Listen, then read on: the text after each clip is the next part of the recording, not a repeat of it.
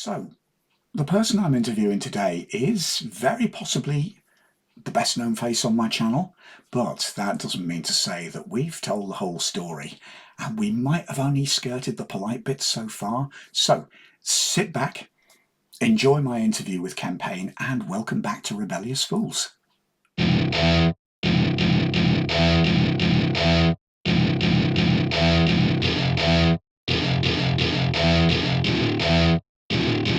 Welcome to my party. We're just getting started. Hello, darling. How are you?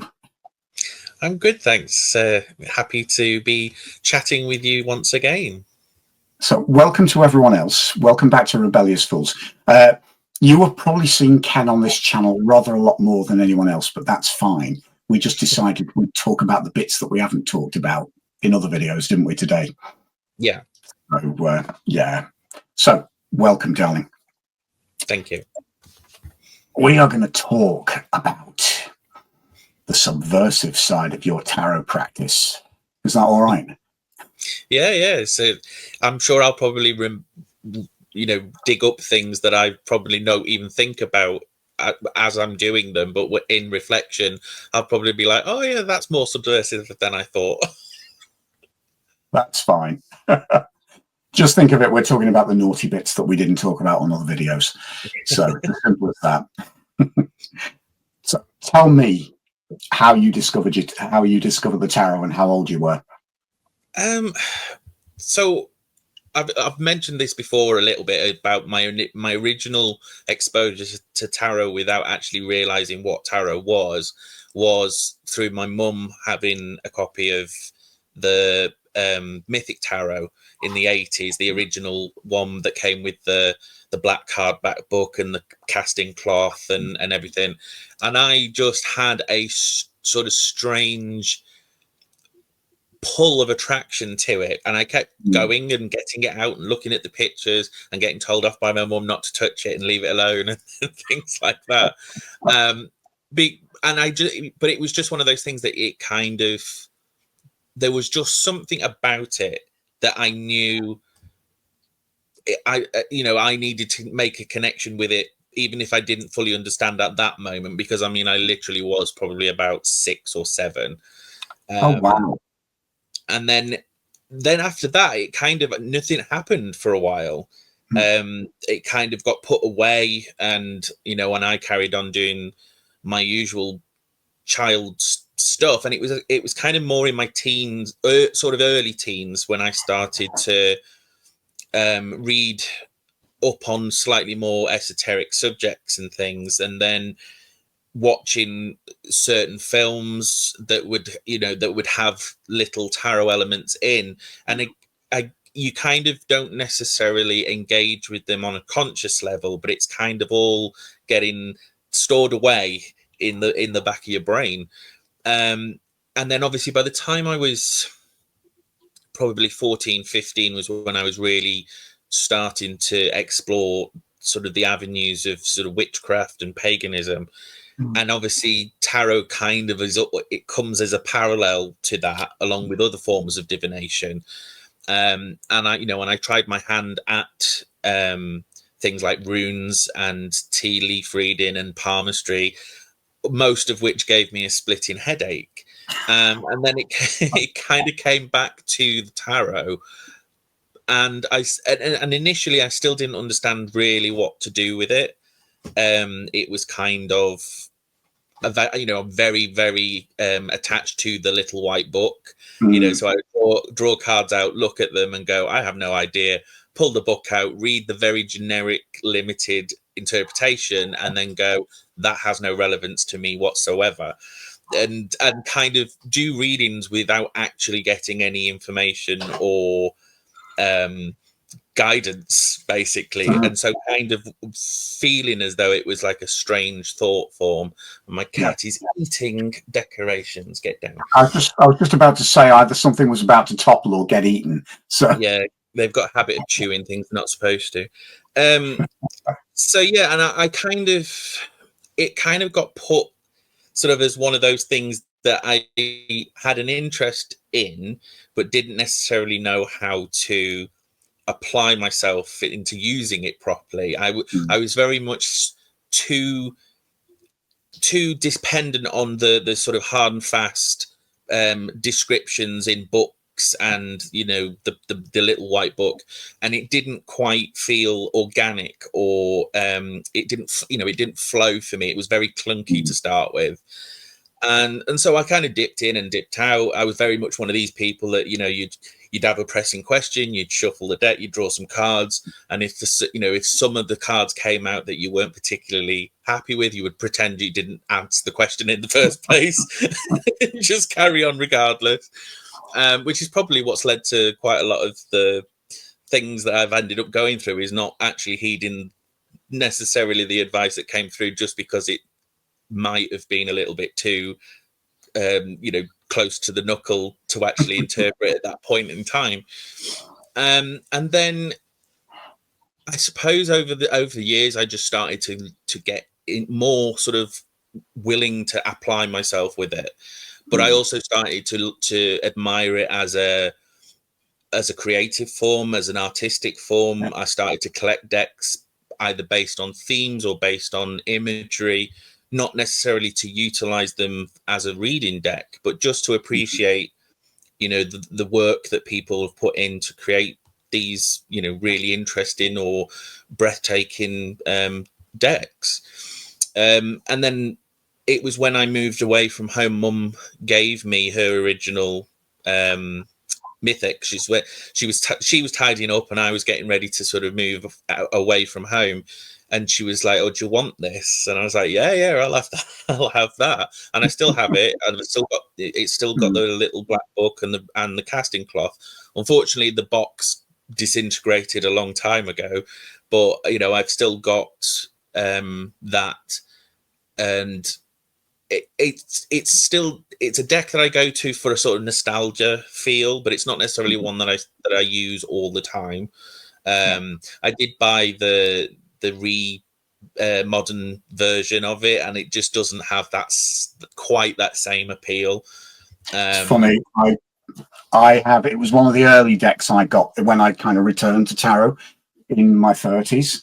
And I mean, what a brilliant deck to start with, because the book that goes with it is just so well written, but also very clear to understand, isn't it? For somebody who's starting the journey. Yeah, for me, there was with the Greek myths. That was something that appealed, and although it is still loosely Rider-Waite based, there were obviously that I came to learn later were differences. But it was just there's just something about it, especially obviously given the fact that I was attracted to it before knowing what it really was. So for me, there is a real sort of nostalgic, almost Six of Cups type relationship with it. And then sort of in my early 20s, I started to actively sort of learn the tarot more. I did some courses. I went to some like little groups locally and workshops and things like that, just to try and get away from being clinging onto the book, and if it and trying to make those generalized meanings apply to the very specific things that were going on in my life at that moment. And the biggest lesson that I got taught was literally just forget about the book and just to coin Roy Carson from Catchphrase, say what you see. And and once I started to look at the cards and let my intuition come in more readily, I found that I was reading into the cards lots more detail than the books could ever give you. Even in simpler design decks that don't necessarily have very much depth or symbology on them, you could still apply it when you started to sort of connect the dots between the other cards in the spread and things like that. So yeah, it's kind of been a little bit of a stop-start, higgledy-piggledy route down my tarot lane, but I've kind of got there in the end, and now I wouldn't say that I'm really good at reading tarot, but I would say that I'm adept at doing it now. Yeah. Something that you said I could really relate to, and it's something that's come up time and time again in these interviews. When you said that you first encountered the cards, you were talking about almost like this light bulb moment where you think, oh, what is this? You know? And that was exactly the same for me, because for me, it was through the Fergus Hall Tarot of the Witches. Several of the other people I've interviewed have said this. You know, there is that first encounter with the tarot where there is almost as if some kind of yearning switches in to know more, to connect, to understand. And what do you think that is? I mean, for me, I think I was responding to the fact that, I mean, I couldn't understand at the age of 13, but something subconsciously was kind of responding to the fact that these cards kind of revealed quite a deep-seated truth. Do you think that was the case for you? Yeah, I mean, I definitely think, and certainly, based on where my spiritual practice and stuff has developed into my adult life, that, again, in hindsight, looking back at my first exposure to the tarot, but it also was my first exposure to the Greek gods. Yeah. And certain cards like the moon in that deck is represented by Hecate, which is one of the principal deities that I now honor and worship. But there were other deities in there that came out. Would that have been your first encounter with Hecate? Yeah, in hindsight, that would have been, if not the first, then one of the first. And yeah, so for me, it was very much a case of almost like a teaser of things to come. Both in relation to tarot, but also in relation to honoring the Greek pantheon and things like that.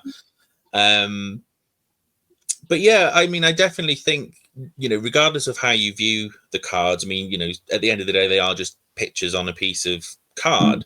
There's not necessarily any inherent power or virtue to them other than what you or the querents are putting onto them. They are a tool, but it's how much do you depend on the tool and how much you depend on those faculties of yourself that you're utilizing, whether it's intuition or you're interpreting psychology or archetypes or things, regardless of which way you're looking at it.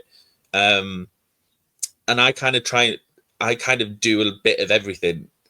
I don't profess to be psychic or anything like that, but there are times where there's almost that step back from yourself and you're kind of reading something else is kind of coming through because you need to relay that to the querent if you're doing a reading for someone else. And then there are other times where maybe the querent, it is literally more about the novelty factor of having a reading rather than anything that they're actually looking for pressing guidance. And I've had it in both cases. I've had where you can tell that this is just a novelty reading, it will be very generic, and then I've had other people that have obviously expected to get a novelty reading, and unfortunately that process has come through and they've had to be told things that they either were aware of, but then they go away shell-shocked because you told them something that they weren't expecting. And usually after that you kind of feel a bit drained because you weren't expecting it either. Does that, I mean, for you, do you feel when you're reading that you are actually in some aspects channeling the divine? Yes and no. I guess those are they're very emotive terms, channeling, psychic, or those kind of things. But I definitely do feel that there are periods of time where there is something just outside of myself that is communicating through the symbols and the images of the deck that I'm working with, in relation to the reading or to the querent's question. And I mean, I've had that quite often as well with your Healing Light Tarot. I find that deck sort of ebbs and flows with light and texture and movement, dependent on the patterns or the interpretation of the card. Sometimes the Emperor will come out, but he will be very muted and very weak, and the colors will not be vibrant like they can be at other times. Yeah. So there will be, there are those things that come through both from the imagery and the cards, but then also it's almost like putting on a special pair of glasses and being able to see things, a bit like I suppose like tarot 3D glasses. You put them on and then you can see all these things. And it can get a little bit sort of hard to tell sometimes where it is coming from. But I suppose if you get caught up in trying to figure that out, you lose it, or you miss out on the actual spontaneity of it. That's when it dies. I mean, it's interesting you saying that, because for me in a reading, I don't always know where the insights that I'm getting are coming from, but you kind of can't question that during the reading process. If you want to question that, you kind of go back and have a think about it afterwards. Whereas, as you say, it's you just kind of have to go with the flow in the moment, don't you? Well, it's like, I mean, I'm sure I'm not alone with this, but like when you were learning to ride a bike, and your mum or your dad was holding onto the back seat when you were trying to learn without your stabilizers, and then they would let go and you'd be doing it, and then but then they'd say, "Oh, you're doing it," and then you turn around and look, realize that you were doing it, and you'd fall off. It is that thing. The minute you become conscious of it, it kills it dead, straight away. Yeah, I mean, at the end of the day, tarot is a deeply intuitive rather than a rational process, isn't it? And for that reason, you kind of just have to, I find I just kind of have to switch into that space. If there's going to be any analysis, that comes later, But going on to, I mean, we've mentioned the goddess. Tell me about your actual journey to discover the goddess Hecate. That is, it's quite a rambling journey, to be honest, and it's not been without its pitfalls and its challenges.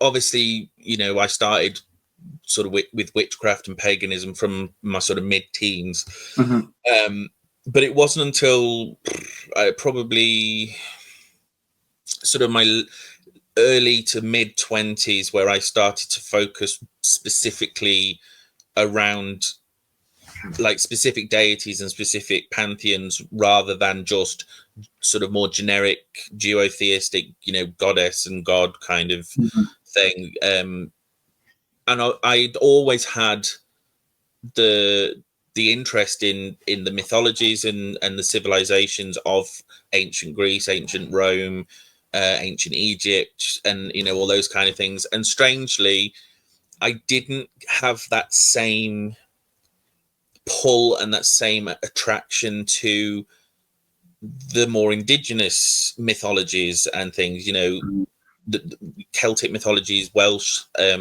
British. They were interesting, Arthurian legend, all that kind of thing, but they didn't appeal to me in the same way as the ones from ancient Greece and Egypt and things like that. And so it was almost a natural calling to direct my attention into those pantheons. And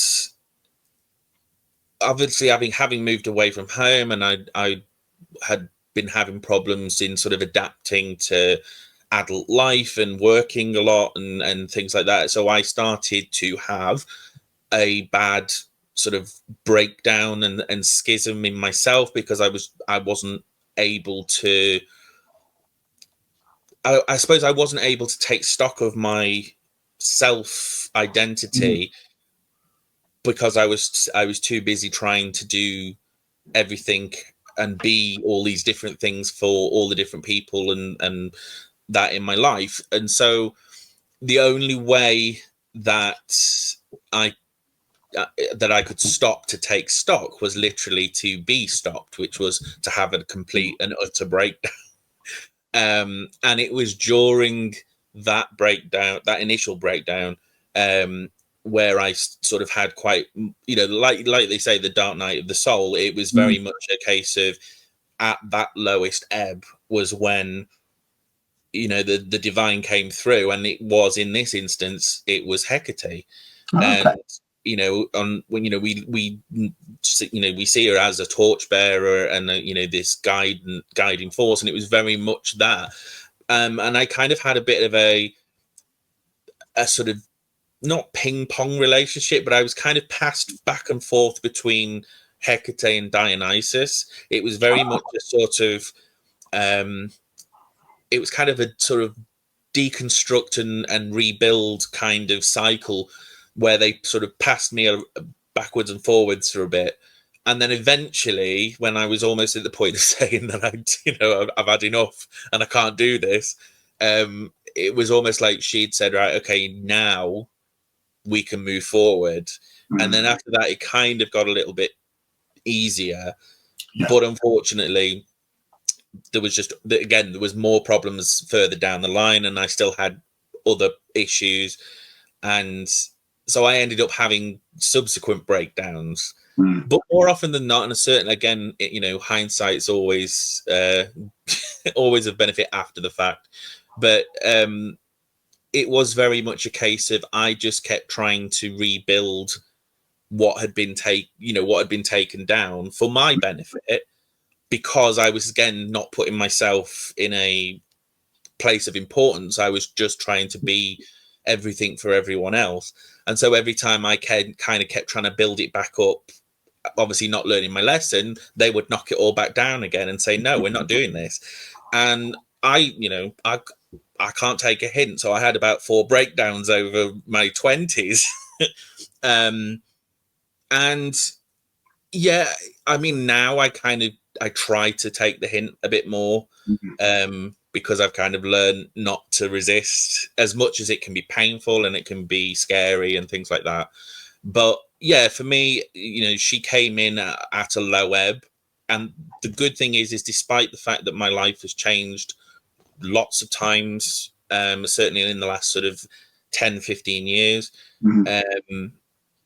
and my interests may have changed, my activities may have changed, my circle of friends and peers may have changed, but Hecate has been that constant.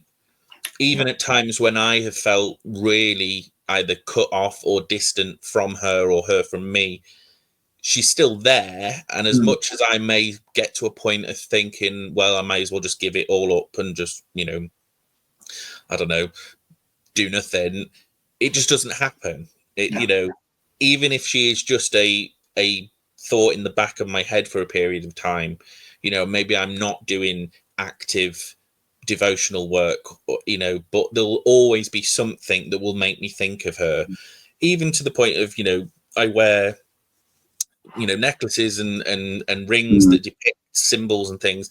And, even at times when I'm not sort of all present in that moment, I don't take it off. I'm still wearing it. And obviously I have devotional tattoos that I have, so you can't really take them off.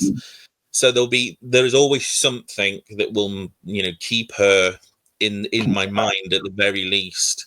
Yeah. And I don't think she's gonna let me go anytime, to be honest.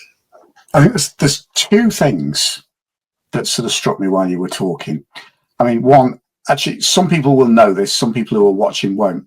We actually discovered that we grew up in the same very close-minded and repressive town, didn't we? I know that it was quite interesting, because I mean, I started dabbling with tarot when I was 13, and quite interestingly, that led to reactions that ranged from shocked fascination from contemporaries and people around me to, at the other end of the scale, complete kickback. What struck me was, I mean, I think you were braver in your teens, because I mean, you were going completely against the grain, not just experimenting with divination, but also, experimenting with what, sort of at the time when we were growing up. I mean, obviously you're younger than me, But at the same time, even at the stage when you were in your teens, in that environment and in that culture would have been considered, really quite radical to be, and very much, I mean, you wouldn't even have referred to it as like sort of, an alternate spiritual path. It would have just been branded as downright evil, in some circles, wouldn't it? How did you actually find that journey from a young age? So I mean, there's about a decade difference between you and me. And I think I was quite fortunate that obviously being brought up as a child, my parents are not religious, and there was less of the expectation that, well, you've got to get your kids baptized or christened, getting that sort of that generic Church of England indoctrination via school sort of thing. It was not pushed on me like it has been on many people, even today, still gets pushed on people. My mum and dad always maintained when they were quizzed by friends and relatives about why they didn't get me and my brother christened or anything. She just said, well, they'll make their mind up when they're old enough to understand. They'll choose which direction to go. So I was very, very fortunate that I was allowed that discovery. And when I did, I was interested from an early age, not necessarily in the Christian stuff that was kind of being pushed at school, even the very generic sort of Church of England Anglican type stuff, but I was interested in other cultures and other religions. I was always fascinated if we ever got to do a project or something on either an ancient civilization or a different culture and things like that, because I was always fascinated by the myths and the stories and the religion and the history. And then obviously as I got a bit older, I started asking what would be considered all the wrong questions, like sitting in RE and wondering why we go through every other world religion in the first lesson and then spend the rest of the year talking about Christianity. It just was like, where is the diversity in this? And so when I got into my teens and I started to sort of apply a sort of active consideration of a religion or of a spirituality, I'd already kind of decided like Christianity in any form was not for me. I read up on other things. I read up on Buddhism. I read up on Hinduism and Islam and Jewish faith, and it just nothing clicked. Nothing felt right. There was a lot of stuff that felt either exclusionary or contradictory, and it just I was just like, none of this is going to work for me, so I'm not going to attempt it. And I just always had just a general sense of being spiritually other, which kind of felt natural for me because I was already feeling other in everything else, growing up, gay and coming to terms with understanding what that meant. Again, that's an other, an outside thing. Obviously now in hindsight and in my later life, getting the adult diagnosis for ADHD and suspected autism, again, you're other, you're outside of the norm, as it were. And it just so happened that I got chatting with a pen friend back in the day when people used to do that, write to complete strangers on the other side of the country or whatever. And we just started exploring witchcraft via pen pals together at the sort of same time, riffing ideas off each other, reading books and sending bits of information to each other and things like that. And it kind of just it just felt right. Yeah. and I think that's the thing, you know, a lot of people say when they get things right, it's like, you know, it's like coming home, and that's what it felt like. It felt like, even though I was learning from books and just, you know, it was very much trial and error, and I made some really rookie mistakes, you know, in my early things, because I wasn't involved in any organized groups or any organized covens or anything like that. It was all just self-teaching, learning from what I could, you know, on books, and at the time, you know, various online forums and such. And then just applying it. And I think it helped that by the time I was sort of 15, we, my family and that, we moved from Warrington, from where we were, and we went to Cornwall.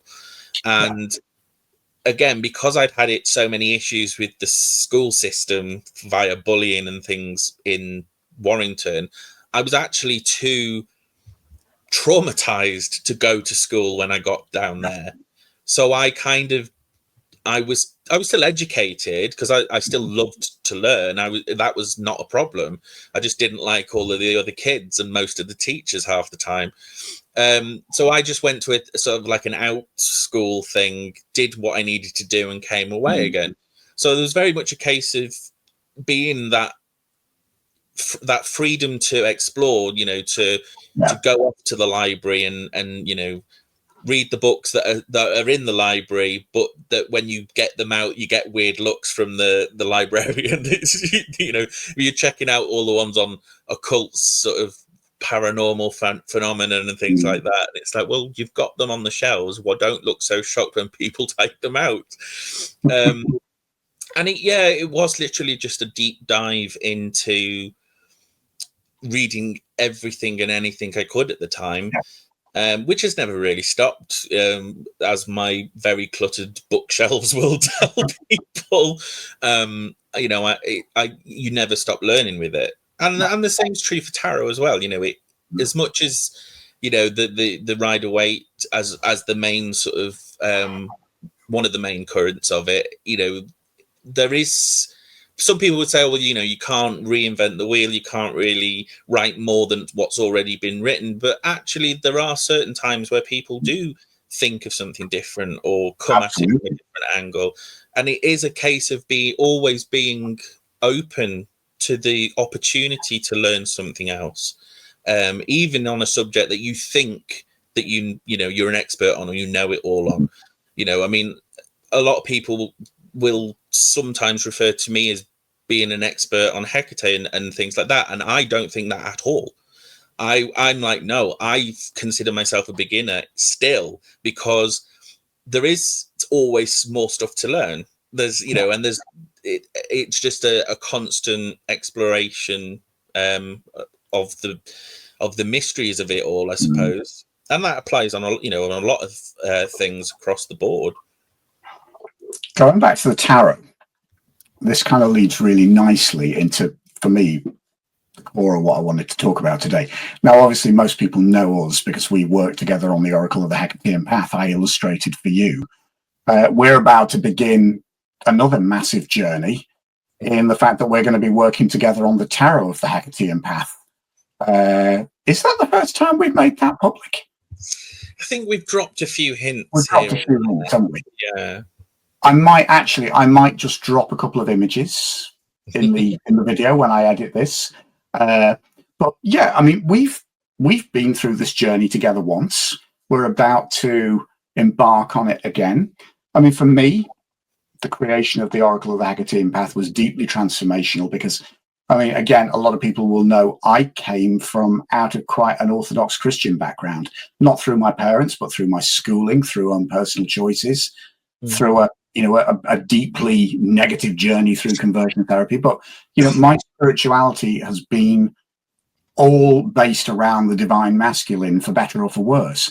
So working on the Oracle of the Hecatean Path was not only my first encounter with Hecate, but it was also really my connecting with the divine feminine properly for the first time. So, I mean, that was my process. But what was the process for you? Because obviously, I mean, you were in creating that deck, you were paying homage to, your most beloved divinity. What was the transformation through that creative process for you? Because obviously we were dealing with and also, what's the role of divination in your relationship with the goddess? So I suppose it's a twofold question. Yeah, I mean, I would definitely say that the transformative element is still ongoing, even though we completed the project and it's been out there for a year almost. I'm still, I guess I'm probably a slow learner. It's I don't think so. probably what it comes about, but I think that is still ongoing. But I definitely think that for me, I always felt I wanted to create something. I always thought it was going to be a book first. Initially I did, I would never have thought about trying to make an oracle deck, let alone a tarot deck. But I just thought, because I used to like to write, that that would be what I would do, and a book of some description would be the first thing to come out. And I think the oracle kind of came about because I already was applying myself to use divination as a tool in connection with the goddess to gain insight into my relationship with her, and to guidance and how she wanted me to do certain things or to act in certain ways, or whether a certain time was the right time to honor her for specific reasons. And obviously at the time you kind of start to use the divination tools that already exist. So you use tarot, or you use runes, or whatever, crystal gazing and things like that. But it just, I think, even though you can still ascribe Hecatean attributes to those hard and fast, systems, at the time there was just nothing specific to her. And obviously, in antiquity, you would go to temples and stuff. There would be oracles that you could consult. You could get services through the priesthoods and the priestesses and things of that time, which we don't have anymore. In a roundabout way. I mean, there are people that are trying to revive that aspect, to be more oracular in their relationship with the gods, and therefore to service the community in that way. But at the time, nothing existed, and so I started just to develop it for myself, just a small, simple system. Initially, it was just going to be very simple sort of symbol glyphs on stones or something to represent different symbols associated with the goddess. And it kept extrapolating on itself. I kept kind of building on it as a concept. So for me, it was always rooted from a devotional perspective. And the fact that now people can use it for that, or they can use it for more generic divination, or shadow work, or whatever they've been applied to, which we've seen from videos and from comments and reviews that people are using it for lots of different reasons, even if it is specifically for Hecate.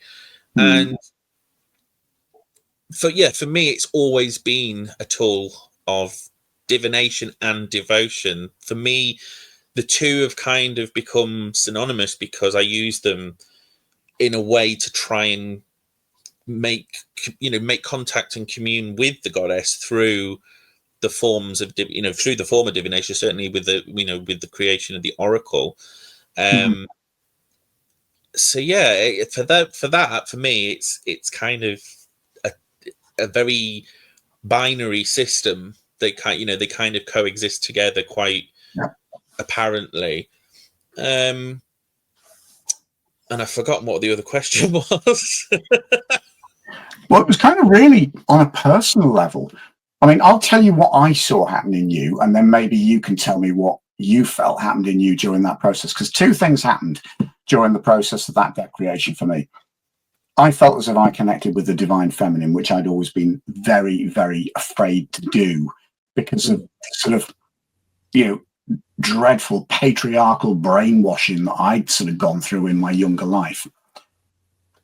With you, one of the joys of getting to know you is exactly what you've described. You didn't grow up with that kind of, being hammered. You were not like a square peg being hammered into a round hole as you were growing up.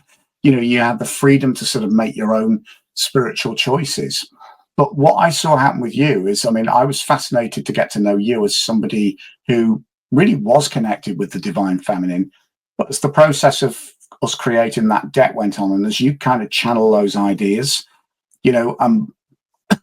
gave life to those various depictions of the goddess and sort of, pantheon around her, I kind of felt I watched you going from somebody who almost had to ask permission to act on the goddess's behalf to somebody who could kind of just go out there and say, look, this is how it is. It's quite funny when you were saying about, your spiritual choices. I could not imagine you as anything else but a devotee of the Greek pantheon. If you were if you'd have been born in another time, you would have been a temple oracle as far as I'm concerned. If depending on which era I was born in, I'd have either ended up in the priesthood or I'd have been burnt at the stake for being a heretic or something. and I do maintain to this day, especially given how dark it can be out in the real world lately, I will unapologetically march myself to the stake if it comes to that, and I will not repent, kind of thing, because I don't see there's any need for me to do it. I'd be more than willing to climb on that pyre, kind of thing. Obviously, hopefully it won't come to that, but yeah, it's definitely, I think it's definitely something a lot of other people see from an external point of view in me. I still find that very difficult to view without sort of detachment. It's very hard to be present in that, in that moment, to own the success or to own the praise and things. So I find it very easy to just go, it's no biggie. I just did it because I wanted to honor the goddess in this way, and kind of completely miss out the important sort of the important achievements and things that I've done, as well as the growth that comes with it. Just hold that thought because the cat's eating something. Hold on a minute. So we are just, this is called the interlude in cinematic terms. While Kenn actually finds the cat and finds what's being eaten. Perils of having cats. Eating, I don't know where the bleeding hell has got it from. A branch of some description, like a bit of a twig. I don't know where it's come from. Anyway, sorry.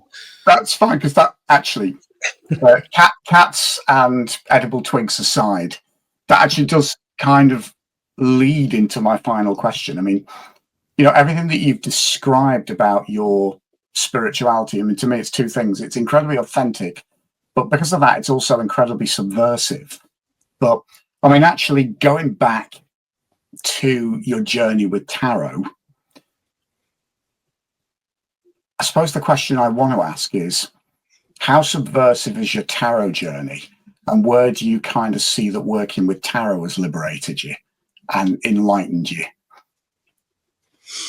I always sort of consider myself to be a covert subversive, covert rebel. I don't like to, toe the line all that, as in, yes sir, no sir, 3 bags full sir kind of thing. But I also don't necessarily like getting in trouble or breaking rules too much. And so I do a lot of it very sort of covertly, just under the radar kind of thing. And I think probably one of the biggest things I had when I first started to learn the tarot more sort of in depth for me was I really, really struggled, and I still do to a degree, with the Hierophant, because it just embodied everything that I just had no interest in and had no place for.